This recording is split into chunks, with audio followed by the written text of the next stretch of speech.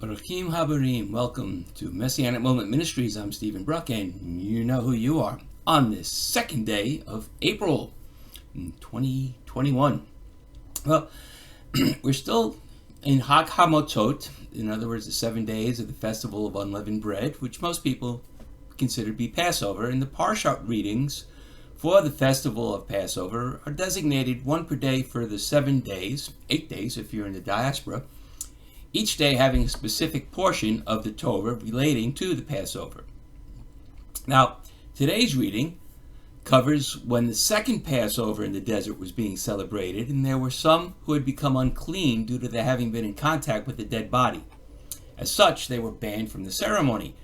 Moses asked Adonai what to do, and Adonai said that anyone who was either unclean or out of town on the Passover could celebrate it just as it was supposed to be celebrated, but on the 14th day of the following month, which would be the month of Iyar. Now, for the record, and I don't think even most Jews know this, Passover is not 7 days long. All right? The Passover is just that, the time when the angel of death passed over, and it is defined in the Torah as from twilight until midnight. Beginning on the 15th day, which would be after sunset on the 14th day, which is after the lamb was slain, that begins the 7 days of Hag HaMatzot, which is the festival of unleavened bread. So Passover and Hag HaMatzot begin at the same time, but Passover is only for that evening. Hag HaMatzot is the 7-day celebration. All right, so recently in a discussion group on Facebook, someone asked if an uncircumcised person could share in the Seder now that there is no temple service. Well, the rules for the Seder are very clear in Exodus 12:48, in that no one who is uncircumcised may eat the Passover meal. Now, that is somewhat disquieting for me. You see, Donna and I have shared the Seder with many Gentile friends over the years, saved or not, in order to show them the relationship between Yeshua and the Passover. Yet, we never required, for that matter asked, any of the men if they were circumcised. So what is the answer? Well, the point of the question was that because there is no temple in Jerusalem, there can be no sacrifice. In fact, this is why Jews do not eat lamb at Passover. So if there's no sacrificial lamb being shared, does that mean the Seder itself is not officially a Seder? Is the Seder really a reflection or a proxy of the real thing, which we can't have, at least not until the third temple is built and the sacrificial system is reinstated? I don't know, but it's an interesting point. Let's try something. Let's try to combine the reading for today with the issue of if no temple, then no sacrifice, ergo Seder rules are suspended. Well, now let's go. Starting with, we know God allowed for the continuance of the Pesach rules for those who were ineligible for the Seder on the commanded day.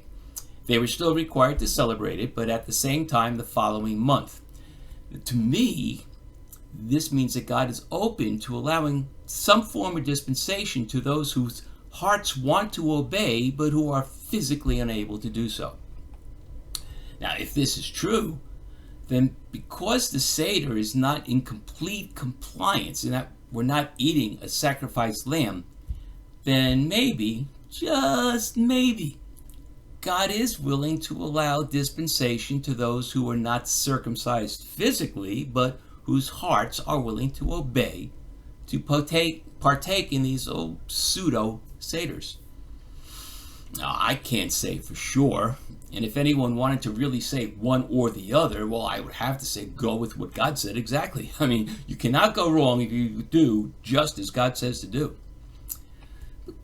God has stated he wants circumcised hearts as early as in Deuteronomy 10:16, and Shaul repeats this with regards to grace through Yeshua in Romans 2:25 and Colossians 2:10. In Acts 15, the letter from the elders in Jerusalem the one that gave only those 4 immediate requirements for the new Gentile believers, who for all intents and purposes were converting from paganism to Judaism, well, that letter did not specify circumcision. And in Galatians, Shaul verbally castrates the Judaizers, who were actually Jewish believers in Messiah, when they insisted that new Gentile believers make an immediate and total conversion to Judaism and get circumcised right away, otherwise they cannot be saved.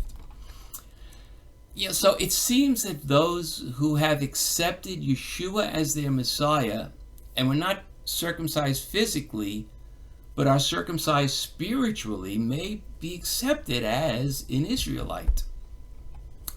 Now let's see how today's reading ties in with what we just went over. Okay, 1, God allowed those who were physically ineligible to celebrate when they were once more physically eligible. Under God's grace that we receive through Messiah Yeshua, those who are not physically circumcised have been spiritually circumcised. The Seder we celebrate is not eligible to be the Seder God commanded us to celebrate because there is no sacrificed lamb to eat. Therefore, the Seder we celebrate as a physical meal is really a spiritual celebration. So, if the Seder we celebrate is essentially a spiritual event, then doesn't it make sense that those who are spiritually circumcised would be eligible? I hope so. I hope so. And I pray that when Donna and I share our Seder with anyone who may be uncircumcised, that God grants dispensation to us if we are doing wrong. If for no other reason, because our heart's desire is to share His grace and the truth about His Messiah with everyone.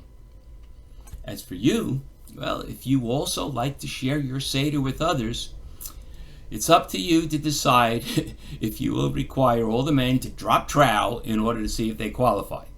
All right, that's not going to be something I do, because I believe, since the meal we eat on Passover is a spiritual Seder, that physical circumcision is not required. Well, thank you for being here, and please subscribe.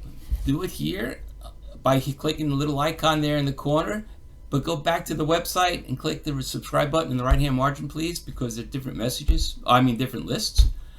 And share these messages with everyone you know. Hey, circumcision not required. And remember that I always welcome your comments. That's it for this week. So Hitrot and Shabbat Shalom.